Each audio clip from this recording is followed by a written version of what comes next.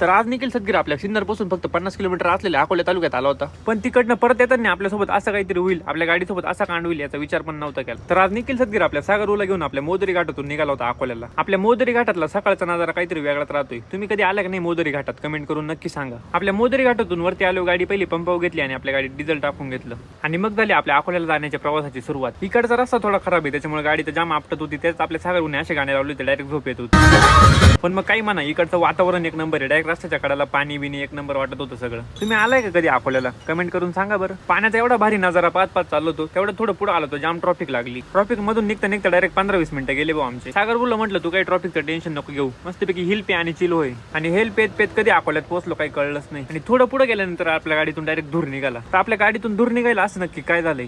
गाडी बंद पडली, काही विषय नाही. टाकल्या पाहिजे खाली घुसत रेडिएटर बहुत. तर झालं काहीच नव्हतं मित्रांनो. आपला सागर भाऊ गाडीत कुलंट पाणी टाकायला विसरून गेला, त्याच्यामुळे गाडी गरम झाली. खोलून बसलं आता इंजिन मध्ये पाणी टाकायला, कुलंट ऑइलच टाकेल नाही पाणी. म्हटलं निखिल सदगीर परत आपल्या सागर सोबत कुठे फिरायला जाईल असं वाटत नाही. एवढं तरी बरं होतं, आपले काका जवळच होते. मग त्यांना फोन केला, ते कुलंट ऑइल घेऊन आलते. गाडीत पाणी वगैरे टाकलं, गाडी थोडी गार होऊन दिली मग, आणि त्यानंतर निघालो परत घरी. तर आजच्यासाठी एवढंच मित्रांनो. चला भेटू पुढच्या व्हिडिओत लवकरच. तोपर्यंत लाईक करा, कमेंट करा, शेअर करा, मिस्टर निघाला फॉलो करा आणि चला.